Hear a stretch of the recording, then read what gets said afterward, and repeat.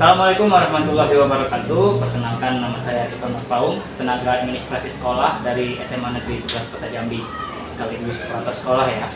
Oke, saya ucapkan terima kasih karena masih diberi kesempatan untuk mengikuti ajang ini, karena di tahun lalu sebelumnya kami sudah pernah ikut juga. Nah, jadi ini ruangan saya bekerja hari-hari sebagai staf. Di sini ada rekan-rekan sejawat saya, ada Ibu Nata, Ibu Ranova, ada Ibu Reni. Di sana ruang kerja saya, dan di sana ada ruang Kasubag Tas. Kebetulan lagi keluar ke dinas. Baiklah, untuk tahun ini saya mengangkat konten dengan judul optimalisasi penggunaan data dapodik untuk administrasi.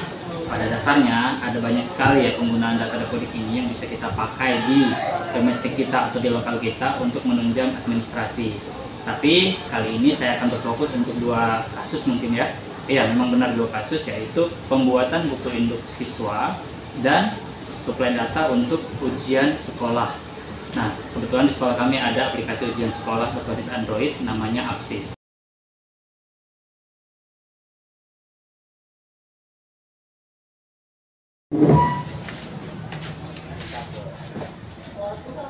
Latar belakang atau alasan saya memilih konten ini ialah karena saya ingat betul ketika pertama kali masuk di SMA Negeri 11 Kota Jambi, masih zamannya PAS, paket aplikasi sekolah. Itu saya sempat mengerjakannya satu semester hingga berubah ke dapodik. Nah, di tiap tahun ajaran baru kami itu akan menulis buku-buku induk tersebut secara manual biodatanya. Jadi itu sangat cukup memberatkan untuk saya dan juga teman-teman sejawat. Itu ada berkisar 3-4 orang kami mengerjakannya. Itu bisa sebulan lebih. Sementara saya juga harus mengentri lagi di dapodik.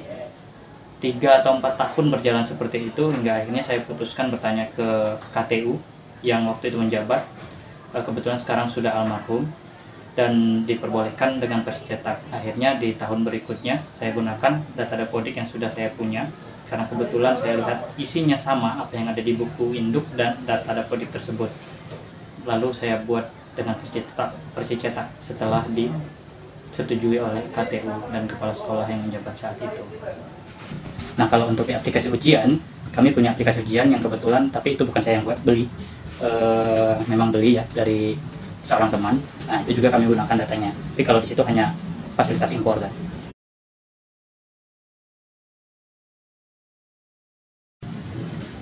Untuk kesulitan, saya rasa dibanding konten yang sebelumnya di tahun lalu tidak begitu, karena saya tidak perlu membuat rumus-rumus. Nah, pandangannya saya harus bekerja lebih cepat atau ekstra di awal tahun ajaran baru untuk mengentri semua data siswa baru. Harus lebih cepat dibanding sebelumnya. Nah, kalau waktu dulu manual kan saya mengerjakan entry itu, saya juga harus menulis di buku induk. Nah, jadi saya maksimalkan di pengentrian datanya di awal tahun ajaran baru, karena bakal dipakai juga untuk e-rapor kan.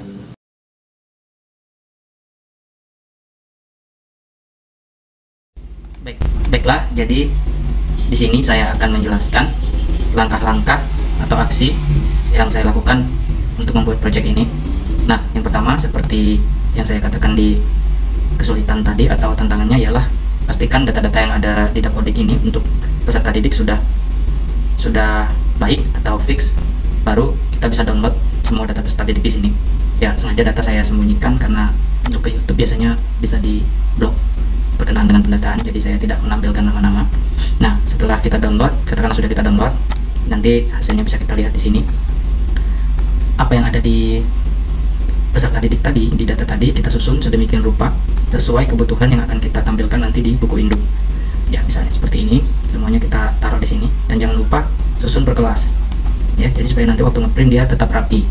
Nah, ini langkah pertamanya, kita siapkan datanya. Sini juga sengaja saya samakan data-datanya karena balik lagi tidak bertentangan dengan kebijakan YouTube biasanya seperti itu. Nah, lalu yang kedua, hal yang harus kita lakukan adalah membuat template-nya. Contoh template kosongnya seperti ini. Nah, ini misalnya buku induknya seperti ini, akan kita buat seperti ini nantinya. Ini contoh template kosongnya. Pada dasarnya template kosong ini juga tetap saya print, karena untuk tiap kelas itu biasanya kami lebihkan 5-7 seperti itu. Jika ada siswa tambahan, ya itulah yang akan nanti kita tulis manual yang siswa tambahan tersebut. Di kelas 11-12 nya kadang-kadang ada saja yang menyusul. Nah, jika kita sudah membuat template, lalu kita hubungkan data yang sudah kita siapkan tadi, misalnya di sini. Ini karena saya sudah lakukan ya, jadi mungkin untuk MathMath juga teman-teman atau Bapak Ibu sudah banyak yang tahu. Intinya Intinya saya hanya membuat template, lalu kita hubungkan dengan fasilitas manage. Nah, ini contohnya. Ini data-data yang ada di sini tadi. Ya, ini contoh sih, namanya Abel. Nah, kita lihat di sini. Ini sudah terhubung dengan fasilitas manage tadi. Semua fieldnya itu ada di sini. Jadi kita bisa pakai apa-apa saja yang mau kita pakai untuk di buku induk ini, sesuai kebutuhan Bapak Ibu sekalian. Nah, jadi jika sudah masuk ke sini, sudah nih, kita semuanya tinggal print saja contohnya sampai semua data yang ada. Nih, contoh kami punya 288 siswa.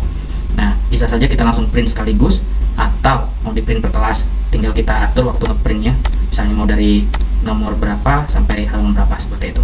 Jadi cukup mudah sekali dan sangat membantu sekali.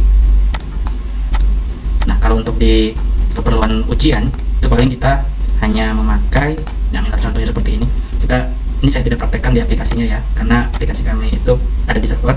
Jadi saya cukup ambil contoh ini template-nya, kita buka, ya sudah, kita sama seperti tadi download datanya dari Dapodik, lalu kita sesuaikan dengan kebutuhan kita, sesuai dengan yang diminta oleh aplikasi ujian tadi. Misal ini juga sudah dibuat per kelas, kita tinggal copy paste ke sini dan tambahkan sedikit user dan password untuk anak-anak login nantinya. Setelah itu diimpor kembali.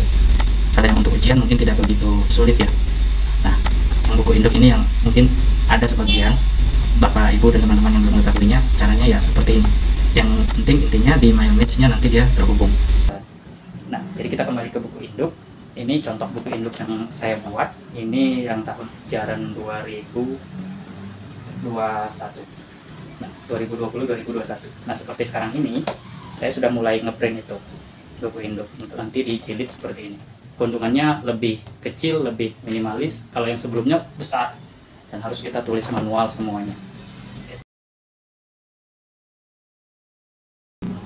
Nah, untuk refleksinya, jadi teman-teman sangat merasa terbantu untuk direfleksi yang saya buat ini ya, karena tadinya kami akan lama untuk menulis itu, bisa berhari-hari bahkan bulanan, dan saya juga keteteran untuk mengerjakan Dapodik lagi gitu. Assalamualaikum warahmatullahi wabarakatuh. Perkenalkan, nama saya Dedi Aliza Putra, rekan sejawat dari Rizwan Marpau. Menurut saya, dengan adanya buku induk versi cetak ini sangat membantu kami, karena kami tidak lagi perlu menulis secara manual, beda siswa. Harapan kami ke depannya, semoga Pak Rizwan Marpau dapat memberikan inovasi-inovasi baru untuk lebih menunjang administrasi sekolah kami. Sekian dan terima kasih. Data Dapodik sangat penting dalam menunjang kurikulum, karena semua kegiatan kurikulum itu tergantung dari data siswa. Salah satunya seperti saat mau melaksanakan ujian. Untuk data peserta ujian, kita bisa mengambil dari data Dapodik yang sudah ada, sehingga memudahkan kita untuk mendata siswa peserta ujian. Selanjutnya, setelah ujian, kita juga membutuhkan data untuk rapor. Nah, sehingga untuk penginputan nilai rapor, kita sudah punya data pokok. Nah, selanjutnya juga yang lebih penting lagi untuk data ijazah. Karena kalau seandainya kita hanya mengambil data ijazah dari data jenjang sekolah sebelumnya atau SMP, maka kadang-kadang belum tentu data di ijazah SMP itu benar. Maka kita jadikan data Dapodik itu sebagai acuan berikutnya untuk melihat kesesuaian data. Jadi, sekali lagi, data Dapodik sangat dibutuhkan dalam semua kegiatan kurikulum. Jadi menurut saya ya, ketika data Dapodik ini kita pakai, kita maksimalkan, itu sangat membantu sekali.